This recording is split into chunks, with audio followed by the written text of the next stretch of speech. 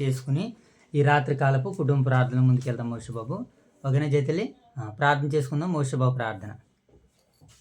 మహాగణుడు మహోన్నతుల ప్రేమ గల మా కండుతుంది కృపకల మీ వ్యాపారమైన నామనికే వెళ్ళలేదు వందన శుద్ధులు సోదరు దేని కొనతండి ఈ రాత్రి గాలి సమయంలో తండి యోగులను తండ్రి 38 అధ్యాయం చదువుచున్నాక మాకు మీదైనా తండ్రి జ్ఞానం తండ్రి గౌతనాలు ముట్టుపడత మన తండ్రి మరింటి సంఘాల గురించి జ్ఞాపకం చేసుకుని తండ్రి రెండు సంఘాల్లో దోషాలు కూడా బీఆర్ రాదు కండి సాయంత్రం కాచి కాపాడినాను కుటుంబం సాయంత్రం కాచి కాపాడండి ఇదిగోండి 8వ తారీఖులో రాబోతున్న సన్నటి మీరు జీవించండి ఆశించి కాచి కాపాడండి వాటికి వాకింగ్ చెప్పబోతున్నా మీరు దేవసేవకుని జీవించి సాయంత్రం కాచి కాపాడండి తండ్రి ఇక్కడ అక్కడ వాకింగ్ చెప్పడం కోసం ప్రతి పెట్టిన జీవించడానికి కాచి కాపాడండి ఇంకా తండ్రి అనారోగ్యం తిన్నాను 3 వరహత పండుతండి ఏసుక్రీస్తున్నాడు పెట్టిన ఆమేన్. జైతలి ప్రార్థన.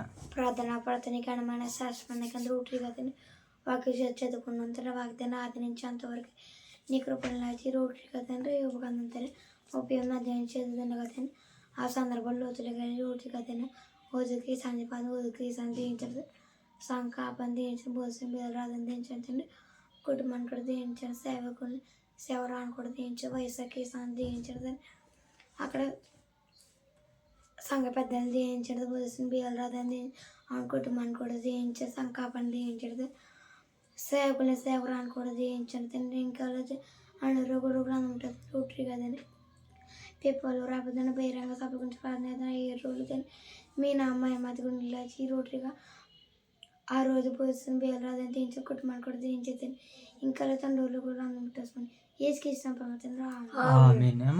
ప్రార్థన చేసుకుందాం. చివరిగా మహాగణుడైన మా తండ్రి, మహోన్నతుడైన మా దేవ, పరిశుద్ధుడైన మా తండ్రి, మీ ప్రేమ కలిగిన నామానికే స్తుతులు చెల్లించుకుంటున్నాం ప్రభా. దేవ ఈ రాత్రికాల సమయంలో కుటుంబ ప్రార్థనలో మీ సన్నిధి భాగ్యాన్ని మీ సన్నిధి కాంతులను మీరు మాకు అనుగ్రహించి తండ్రి నేను మీ చిత్తం చొప్పున నడవడానికి తండ్రి మీరు ఇచ్చిన చక్కటి భాగ్యాన్ని బట్టి నేను మిమ్మల్ని స్తుతిస్తూ మహింపరుస్తున్నాం తండ్రి. ఆయా యొక్క సమయంలోనైనా మీ ప్రియకుమారులు మా రక్షకుడైన యేసుక్రీస్తు ప్రభువు వారి నామంలో పరిశుద్ధాత్మ యొక్క సహాయంతో పరిశుద్ధాత్మ ప్రేరణతో తండ్రి యోబు గ్రంథం 38వ అధ్యాయాన్ని తండ్రి చదవడానికి బైబిల్ పఠనంగా చదవడానికి లేఖన భాగాలను అర్థం చేసుకోవడానికి నన్ను సిద్ధపడుతుండగా మీ యొక్క ఆత్మ సహాయాన్ని అనుగ్రహించండి తండ్రి.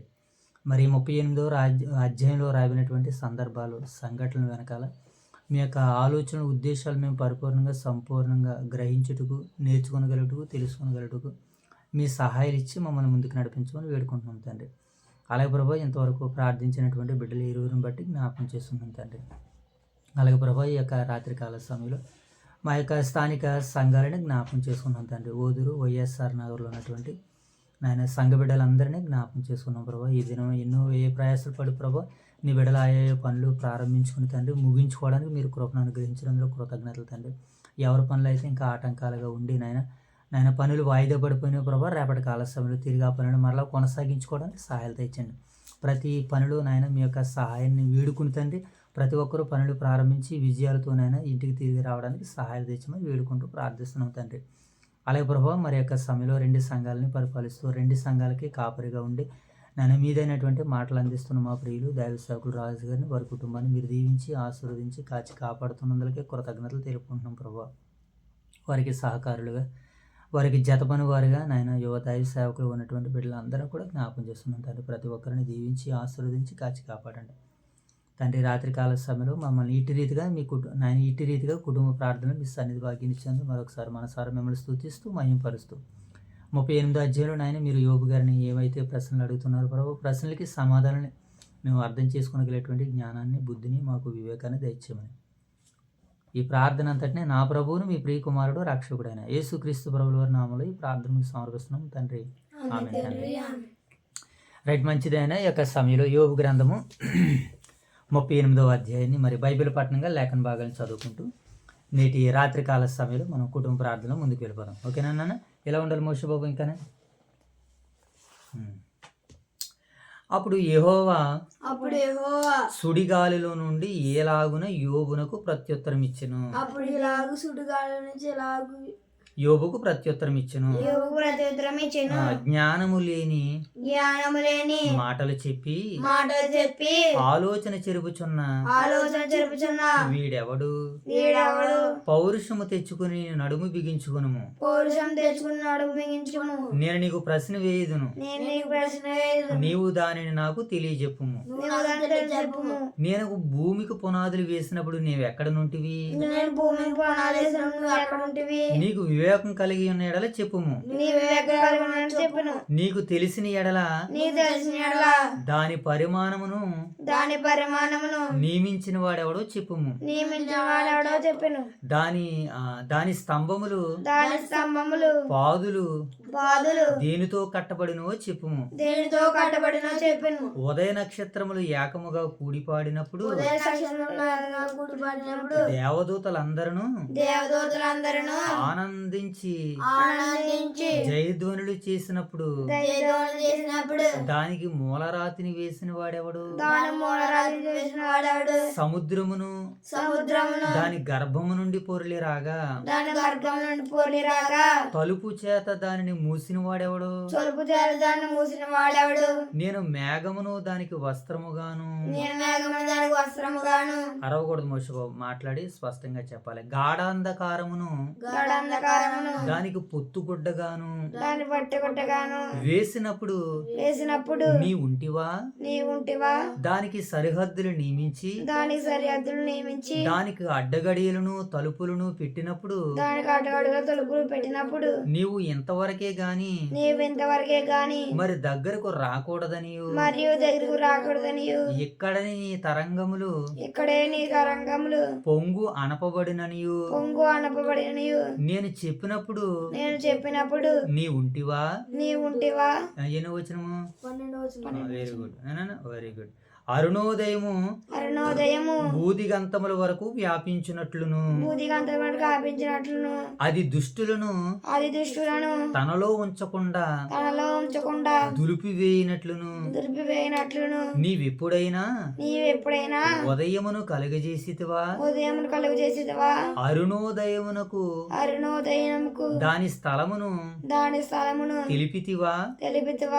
ముద్ర వలన మట్టికి రూపము కలిగినట్లు అది పుట్టగా భుజములు మార్పునందును విచిత్రమైన పనిగల వస్త్రం వలె సమస్తమును కనబడును. దుష్టుల వెలుగు వారి యొద్ద నుండి తీసివేయబడును. వారెత్తిన బాహువు విరగొట్టబడును. ఎన్నవచనము?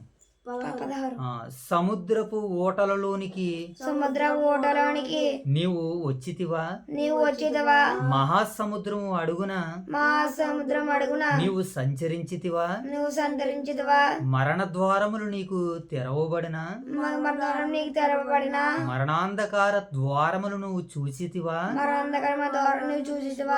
భూమిపై విశాలమెంతో నీవు గ్రహించితివా?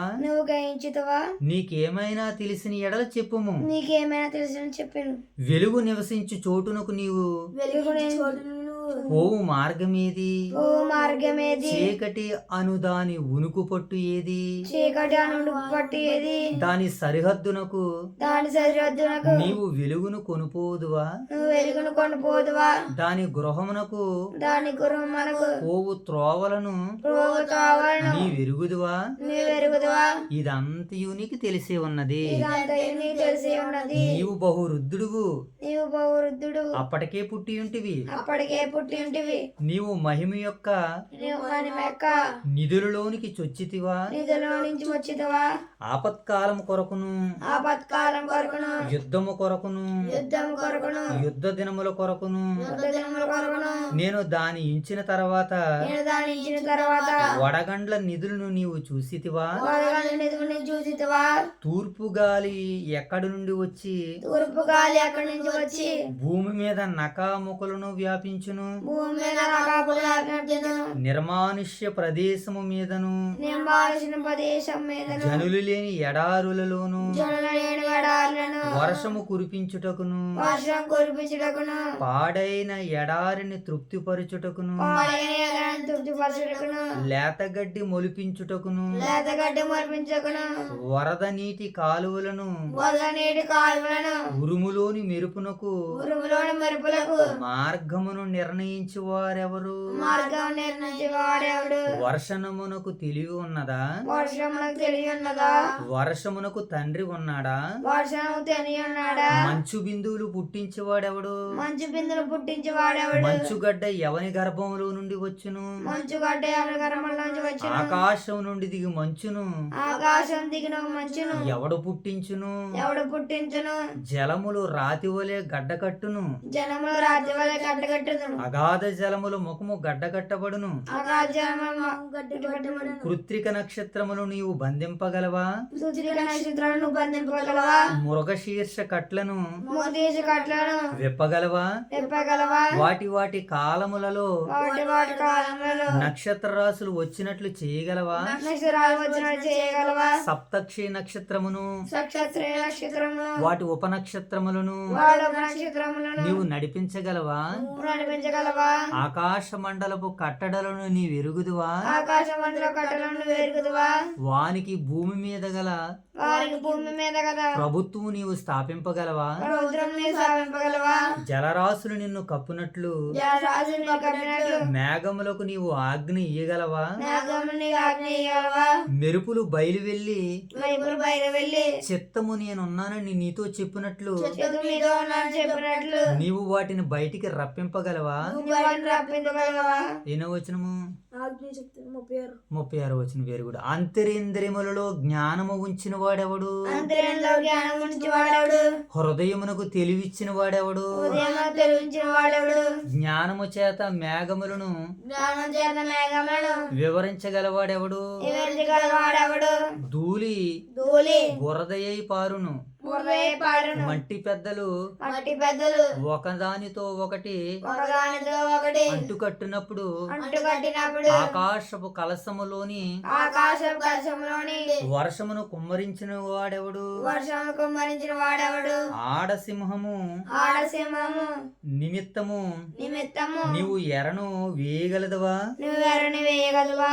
సింహపు పిల్లలు సింహపు పిల్లలు తమ గుహలలో పండుకొనున్నప్పుడు తమ గుణంలో పండుకున్నప్పుడు తమ గుహలలో పొంచి ఉన్నప్పుడు తమ గుణంలో పంచి ఉన్నప్పుడు నీవు వాటి ఆకలి తీర్చుదువా నువ్వు వాటి ఆకలి తీర్చుదువా? తిండి లేక తిరిగిలాడుచు తిండి లేక తిరిగాడుచు కాకి పిల్లలు దేవునికి మొర్రపెట్టినప్పుడు పెట్టినప్పుడు కాకి ఆహారం సిద్ధపరిచిన వాడెవడు కాకి ఆహారం సిద్ధపరిచిన వాడెవడు? దేవుడి పరిశుద్ధ నామానికి మహిమ కలుగును గాక ఆమె రైట్ మంచిదినైనా ఈ యొక్క రాత్రికాల సమయంలో మరి కుటుంబపు ప్రార్థనలో మరి దేవుడు చక్కనటువంటి రీతిలో ఆయన సన్నిధి భాగ్యాన్ని ఆయన సన్నిధి కాంతులను మనకు అనుగ్రహించి ఆయా పనిపాట్లలో నుంచి ఆయా ఇబ్బందుల్లో నుంచి ఆయా సమస్యల్లో నుంచి మనం వీటిలోని చిక్కుపడిపోకుండా ఏవి మనల్ని ఆవహించకుండా మరి దేవుడు చక్కనటువంటి కంచెని వేసి మనకి తన యొక్క సన్నిధి భాగ్యాన్ని మరి ఇప్పటి వరకు దాదాపుగా మనం ప్రారంభించిన నాటి నుంచి నేటి వరకు దేవుడు తన కృపను చూపిస్తున్నాడు. మరి ఈ సందర్భాన్ని బట్టి దేవుని స్తుతించే మాటలో ప్రారంభంలో మాటలు ఏమంటారంటే ప్రతి కుటుంబం ఎలా ఉండాలని మరి స్థానిక సంఘ దైవ సేవకులు ఎన్నో రోజులుగా వారు మనకి బోధిస్తూనే ఉన్నారు, చెబుతూనే ఉన్నారు, నేర్పిస్తూనే ఉన్నారు. మరి నాలుగు మనకి ద్వారం తెరవబడింది అనేకుల ప్రార్థన వలన. మనం కూడా ఇప్పుడు ఈ కుటుంబంలో మనం ఎలాగైతే సంతోషిస్తున్నామో ఆనందిస్తున్నామో అలాగా మోషేబాబు మన తోటి సహోదరులు కుటుంబాలు కూడా ఏం చేయబడాలి, అలా సంతోషించబడాలంటే ఏం చేయాలి? కుటుంబ ప్రార్థనలు ఏం చేసుకోవాలి? ఎవరికి వాళ్ళు స్వతహాగా వాక్యాన్ని చదువుకుంటూ సంఘం కొరకు ఏమంటే సమాజం కొరకు చక్కగా ప్రార్థన చేసి దేవుని చేతికి అప్పగించగలిగినట్లయితే మనం చాలా సంతోషంగా ఆనందంగా ఉండడానికి అవకాశం ఉంటుంది. సో రైట్, మంచిది.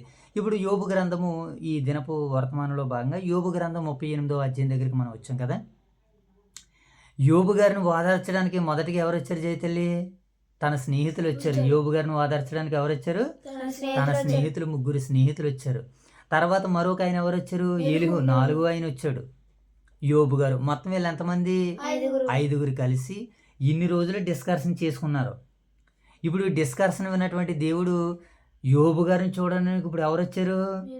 డైరెక్ట్గా దేవుడే వచ్చాడు. చూసారా నేను ఎంత బాగుందని. ఇప్పుడు ఈ 38 అధ్యాయంలో ఎవరు మాట్లాడుతున్నారు?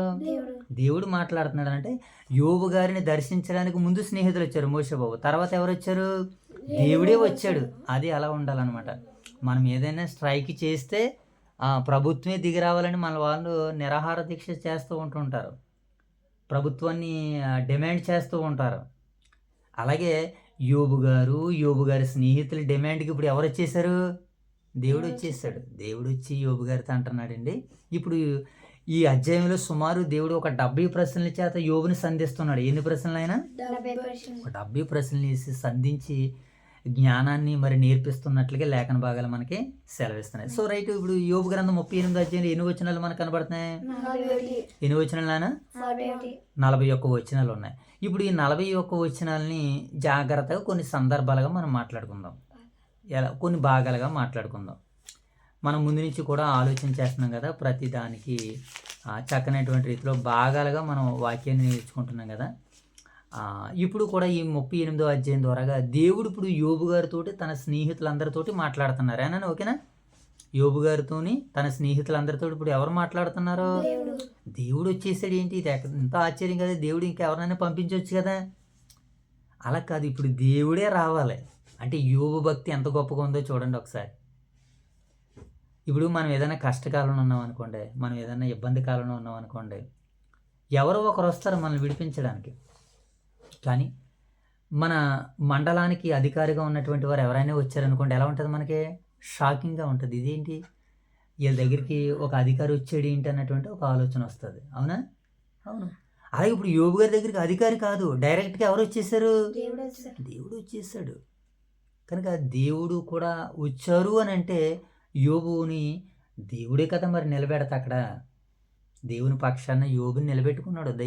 దెయ్యంతో మాట్లాడి దేవుడు, నా కుమారుడు యోబు, నువ్వు వెళ్ళి ఏం చేస్తావు చెయ్యి అని అన్నదప్పుడు దేవుని కొరకు నిలబడినప్పుడు ఇప్పుడు దేవుడే వచ్చేసాడు సీన్లోకి. వచ్చి ఆ మహాతండ్రి ఏమంటున్నాడనంటే సృష్టి గురించి మాట్లాడుతున్నారు. ఆయన దేని గురించి మాట్లాడుతున్నారు? మోషేబాబు సృష్టి గురించి మాట్లాడుతున్నారు. ఎవరైనా మనకే దొరకాలి అని అంటే సృష్టి గురించి అడగమనుకోండి, ఈజీగా దొరికేస్తారు. సృష్టి గురించి చెప్పినంతగా, బైబిల్ గ్రంథం చెప్పినంతగా మరి ఇతర గ్రంథాల్లో ఇంత మ్యాటర్ ఉండదన్నది నా అభిప్రాయం. ఇది ఏమో ఇతర విషయాల్లో, ఇతర విశ్వాసాల విషయంలో, భక్తి విషయంలో మనకి బైబిల్ ఇచ్చినంత ఎవిడెన్స్ దేని గురించి? ఈ ప్రకృతి గురించి. మోషేబాబు, ఈ ప్రకృతి గురించి బైబిల్ ఇచ్చినంత ఎవిడెన్స్ మరిక ఇతర నమ్మకాల్లో దేంట్లోనూ కూడా మనకు అంతగా కనిపించదు. ఒకవేళ ఉంటే మనం నేర్చుకునేటువంటి ప్రయత్నాలు చేద్దాం. ప్రస్తుతానికి ఏంటంటే అక్కడ ఎలుగు మాట్లాడాడు. దేని గురించి మాట్లాడాడు? వాతావరణంపై దేవుని యొక్క దైవాధీనం ఎలాగుందో చెప్పాడు.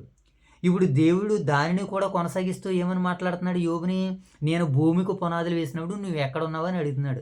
దేవుడు దేనికి వేసాడట పునాదులు? భూమికి. సాధారణంగా మనం ఎక్కడ దేనికి వేస్తాం? మనం పునాదులు ఇల్లుకి వేస్తాం. మరి దేవుడు దేనికి వేసాడట? భూమికి. భూమికి పునాదులు వేస్తాడట. భూమి, ఈ భూమి ఇప్పుడు మనం ఉంటున్నటువంటి భూమికి ఏమున్నాయి నాయనా? పునాదులు ఉన్నాయి కాబట్టి ఇది నిలబడింది. పునాదులు లేకపోతే నీటిలో కలిసిపోతుంది.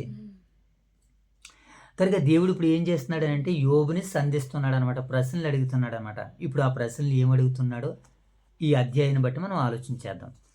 ఏమైనా ప్రశ్నలు వేస్తున్నాడు అనుకున్నారు యోబు గారిని? నేను భూమికి పునాదులు వేసిన నువ్వు ఎక్కడ ఉన్నావు అని ప్రశ్న మనకు కనబడుతుంది.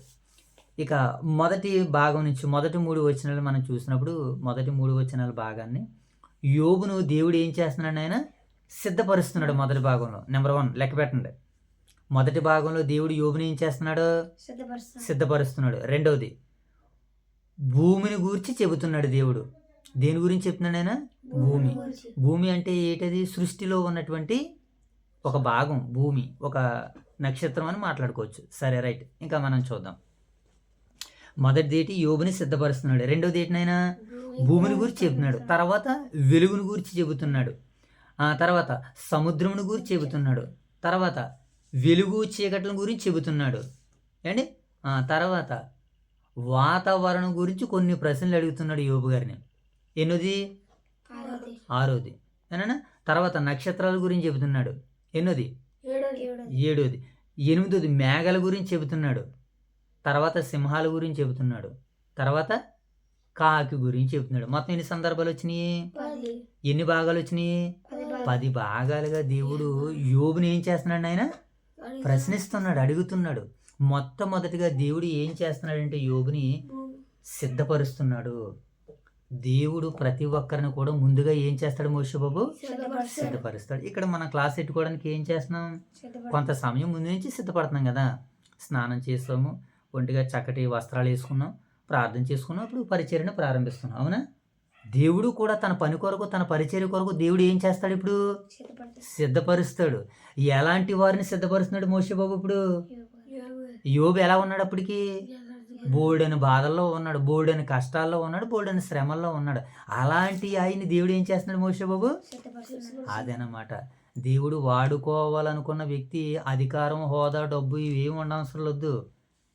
నేను దేవుని కొరకు నిలబడతానన్న ఒక్క ఆలోచన, ఒక సెన్స్ చాలు దేవుడిని నువ్వు సిద్ధపరచడానికి.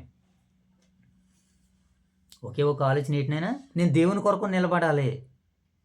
అది మన దైవ సేవకుల్లో కనపడుతుంది. ఏదైనా సరే నేను నిలబడతాను దేవుని కొరకని అనుకుంటాడు. కార్యాలు ఈజీగా జరిగిపోతాయండి. అందుకనే దేవుడు సిద్ధపరుస్తున్నటువంటి ఆ విధానాలు మనం ఒకసారి చూద్దాం ప్రియులారా. దేవుడు ఎలా సిద్ధపరుస్తాడు? ఏమండి, ఎలా సిద్ధపరుస్తాడని జాగ్రత్తగా మనం ఒక మాట చూడగలిగితే, ఒక మంచి మాటను మనం చదువుదాం. మొదటి రాజుల గ్రంథం 18వ అధ్యాయం 46వ వచనం చదువుదాం. అది కూడా చదువుదానే. అయితే ముందు ఈ మాటను చదువుదాం. దేవుడు ఏం చేస్తాడట? మొట్టమొదటిగా మనల్ని యోబుని సిద్ధపరుస్తున్నాడు అని అనుకున్నాం కదా.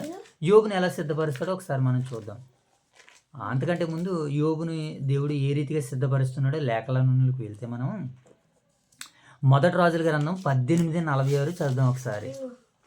తీసుకోనా? Very good. మళ్ళీ చేత నీకు బైబిల్ ఏమో. యోబు గారు అప్పటికే బోల్డని కష్టాల్లో, ఇబ్బందుల్లో ఉన్నారు కదా. ఇప్పుడు అలాంటి ఆయన్ని దేవుడు ఏం చేస్తున్నాడు? యోబుని సిద్ధం చేస్తున్నాడు. ఇప్పుడు యోబుని సిద్ధం చేస్తున్నాడని చెప్పుకోవడానికి మనం ఒక ఎగ్జాంపుల్గా బైబిల్ గ్రంథంలో ఒక ఆయన్ని చూద్దాం. ఆయన గురించి మనం నేర్చుకుందాం. యెహోవా హస్తము ఏలియాను బలపరచగా. యెహోవా హస్తం ఎవరిని బలపరిచిందట? ఏలియాని బలపరిచింది. అంటే ఏలియాని ఏం చేస్తున్నాడు? దేవుడు సిద్ధం చేస్తున్నాడు, తనను బలపరుస్తున్నాడు. ఇప్పుడు యోబు గారిని కూడా ఎలా బలపరిచాడని మనం చెప్పవచ్చు అంటే, ఇక్కడ ఏలియా గారి దగ్గరికి వెళ్తున్నాం మనం. ఏలియా గారిని దేవుడు ఏం చేశాడట? యెహోవా హస్తము ఏలియాను బలపరచగా అతడు నడుము బిగించుకుని. అతడు ఏం చేశాడట? నడుము బిగించుకున్నాడు. అప్పుడప్పుడు చూడండి, మనం ప్యాంట్ లూజ్ అయిపోతే ఏం చేస్తాం? బెల్ట్ టైట్ చేసుకుని మరలా డ్యూటీలో వెళ్తాం, లేదా రన్నింగ్ చేస్తాం, లేదా ప్రాక్టీస్ చేస్తాం, డ్యూటీ చేస్తాం. అలాగే ఇప్పుడు పరిచర్య చేయడానికి కూడా ఏలియాని దేవుడు ఏమని చెప్తున్నాడు? బలపరుస్తున్నాడు ఆయన.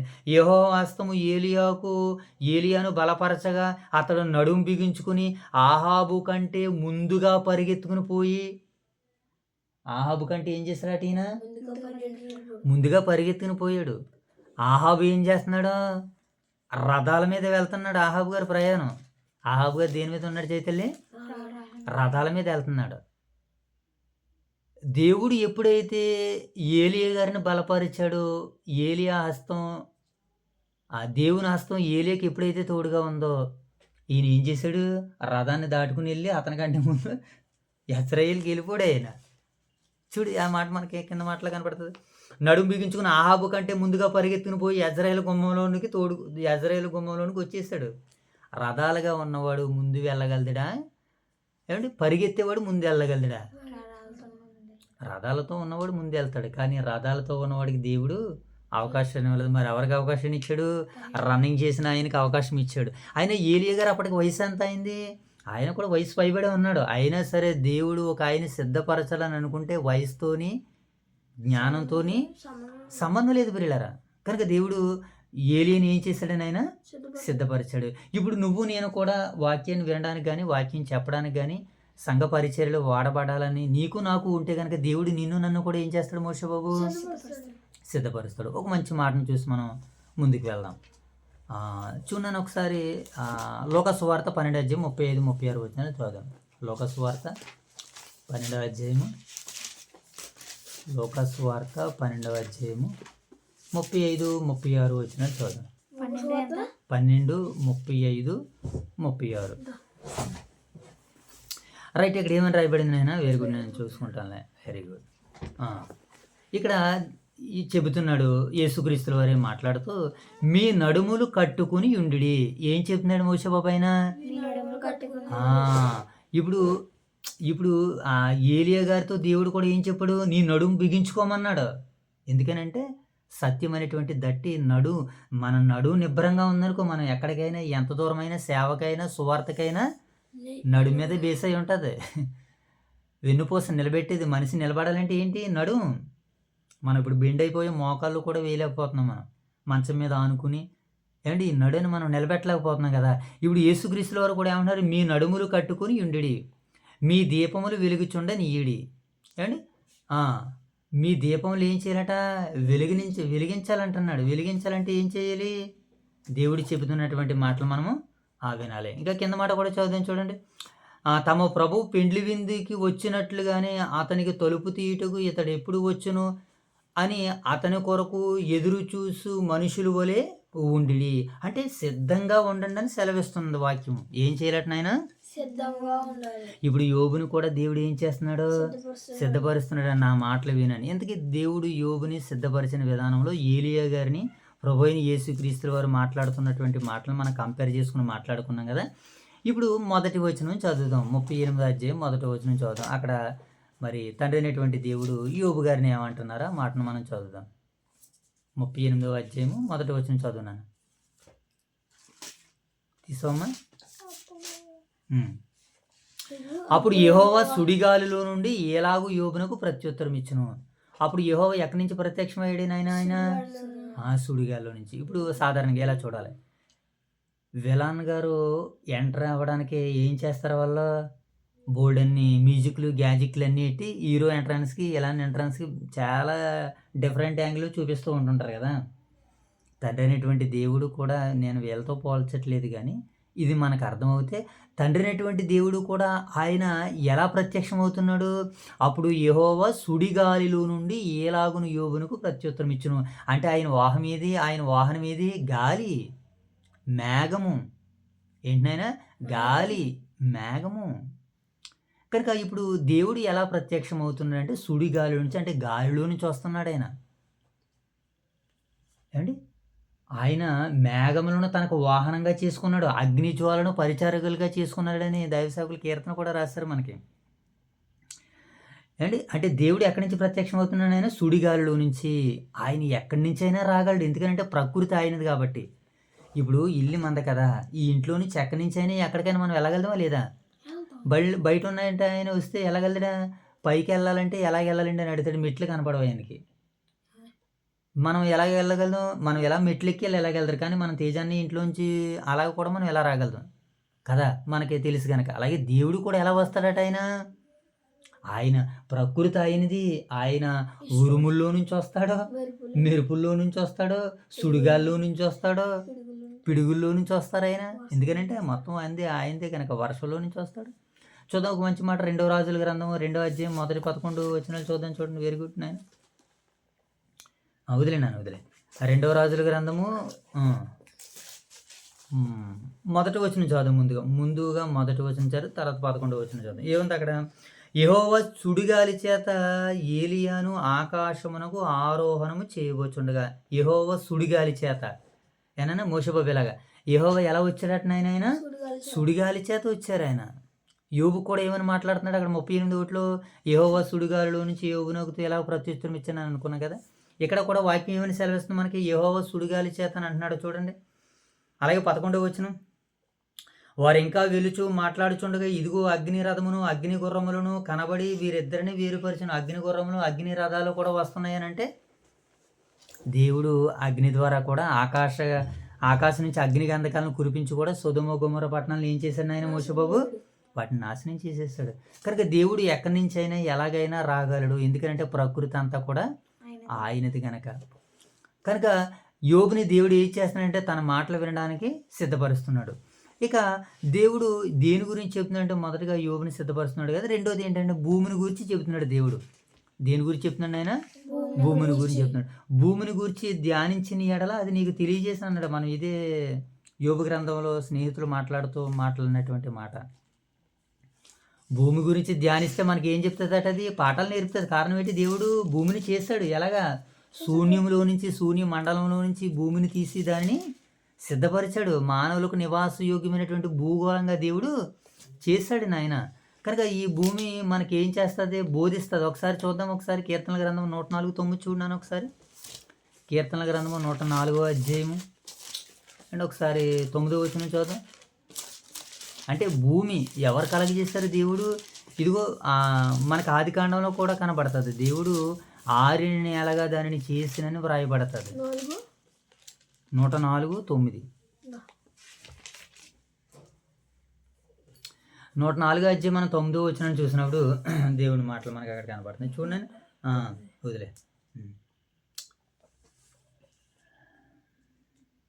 అవి మరలి వచ్చి భూమిని కప్పకయుండినట్లును అవి దాటిని సరిహద్దులుగా వాటిని నువ్వు నియమించును. అంటే భూమిని అవి కప్పకుండునట్లు. అంటే భూమిని ఎవరు చేశారు? ఇప్పుడు దేవుడు చేశాడు. అంటే ఆయన భూమిని గురించి చెబుతున్నాడు. భూమిని ఎలా చేశాడు దేవుడు? శూన్యములోని ఏమండి మనకు ఆదికాండం 1వ అధ్యాయంలో కనబడుతుంది ఆ మాట. ఒకసారి అక్కడికి వెళ్దాం. చూడు, ఆదికాండం 1వ అధ్యాయంలో 9వ వచనం చూద్దాం. దేవుడు ఆకాశం క్రిందనున్న జలములు ఒకచోట కూర్చబడి ఆరిన నేల కనబడును గాకని పలకగా ఆ ప్రకారం ఆయన. దేవుడు ఆరిన నేలకి ఏమని పేరు పెట్టాడు? మోషే బాబు భూమి అని పేరు పెట్టాడు. ఆరిన నేలకి ఏమని పేరు పెట్టాడు? జయతల్లి దేవుడు భూమి అని పేరు పెట్టాడు. కనుక భూమిని గురించి ధ్యానిస్తే భూమి మనకు నేర్పింది. ఎందుకంటే భూమి ఆయన చేతి పని కనుక. ఆయన ప్రశ్నలు వేస్తున్నప్పుడు ఎవరైనా మాట్లాడుతున్నారు. ఇన్ని ప్రశ్నలు వేస్తుంటేనే మాట్లాడట్లేదు. కారణం ఏంటి? అదనమాట. Very good. తెలియదు కనుక మాట్లాడట్లేదు. అంతకుముందు తెలిసినట్టుగా వారు గొప్పలు చెప్పుకున్నారు కదా. గొప్పలు ఎవరైనా చెప్పుకుంటారు వారికి తెలుసు అన్నట్టుగా. కానీ వాక్యంలోనికి వెళ్తే వాళ్ళందరూ కూడా సైలెంట్గా ఉండవలసిందే. సైలెంట్గా ఎవరు ఉంటారో తెలుసు. ఒకసారి కీర్తన గ్రంథం చదువు. అంటే దేవుడు వీళ్ళందరినీ ప్రశ్నిస్తున్నప్పుడు వీళ్ళెవరో మారుమాట మాట్లాడట్లేదు. ఎందుకని? భూమి గురించి ఆయన చెబుతున్నాడు. 63వ అధ్యాయం తీనని ఒకసారి కీర్తన గ్రంథం 63వ అధ్యాయం. వీళ్ళందరూ మాట్లాడుకోవడానికి ఒక మంచి కారణాన్ని మనం చూద్దాం. కీర్తన 63 చివరి వచనం. కీర్తన గ్రంథం 63:11 చివరి వచనం నేను చదువుతాను. 11 అమ్మా. 11. ఆయన తోడని ప్రమాణం చేయు ప్రతివాడును అతిశయించును. అబద్ధములాడివారు నోరు మూయబడును. అబద్ధాలాడివారు నోరు ఏమైపోతుంది మోషే బాబు? అంటే వీళ్ళందరూ కూడా యోబు స్నేహితులు ఏం చేసి ఉండాలి? మాటల్లో మాటగా కొన్ని అబద్ధాలు మాట్లాడి ఉండాలి వాళ్ళు. అందుకని దేవుడు అడుగుతుంటే వీళ్ళు ఎవరో కూడా ఏం చేయట్లేదు? సమాధానం చెప్పట్లేదు. అందుకని ప్రతి వారి నోరు మూయబడినట్లు అని వ్రాయబడింది. మనకు రోమపత్రిక చూడండి ఒకసారి. రోమపత్రిక 3వ అధ్యాయము. రోమపత్రిక 3వ అధ్యాయంలో భాగం మనకు కనపడుతుంది. రోమపత్రిక 3వ అధ్యాయం 19వ వచనం చదవాలి నువ్వు ఏమంటున్నా. ప్రతి నోరు మూయబడినట్లు ఏమండి సర్వలోకము దేవుని శిక్షకు పాత్రులు అయినట్లును ధర్మశాస్త్రము చెప్పుచున్నది. అంటే ప్రతి వాని నోరు మూయబడుతుందట. ఎందుకు మూయబడుతుంది నోరు? వారికి సమాధానాలు వారి దగ్గర లేవు కనుక. సమాధానం ఉంటుంది. ఎలా ఉంటుంది తెలుసా? పౌలు గారు మాట్లాడారు. పౌలు గారు ప్రతిదానికి సమాధానాన్ని చెప్పాడు. యూదులు, గ్రీసు దేశస్తులు వాళ్ళందరూ ఎవరెన్ని ప్రశ్నలు అడిగినా సరే వాళ్ళందరికీ ఇట్టే సమాధానం చెప్పేశాడు. ఎవరినైనా అపోస్తుడైనటువంటి పౌలు గారు. ఆయన అదృశ్య లక్షణములు అనగా ఆయన నిత్యశక్తియు దేవత్వమును సృష్టింపబడిన ప్రతి వస్తువును ఆలోచించుట వలన దేవుని యొక్క గుణగణాలు ఆయన లక్షణాలు మనకు అర్థమవుతున్నాయి, మనకు తెలుస్తున్నాయి అని అన్నాడు. అందుకనే యోబు గారు అప్పుడు పౌలు గారు మాట్లాడారు. కానీ ఇక్కడ యోబు గారు కానీ యోబు గారి స్నేహితులు కానీ వాళ్ళు ఎంతో ఏం చేయలేకపోతున్నారు? మాట్లాడలేకపోతున్నారు నాయన. కనుక యోబుని సిద్ధపరుస్తున్నాడు. యోబు స్నేహితులు మాట్లాడలేకపోతున్నాడు. ఇప్పుడు భూమిని గురించి ధ్యానిస్తే ఏమని కనపడుతుంది మనకి? భూమిని ఎవరు చేశారని అర్థమవుతుంది మోషే బాబు? దేవుడు చేశాడని అర్థమవుతుంది. ఇప్పుడు తర్వాత 12 నుంచి 15 వచనాలు వెలుగుని గురించి చెబుతున్నాడు దేవుడు. దేవుడు కూడా వెలుగుని ఎవరు కలిగించారు నాయన? దేవుడే.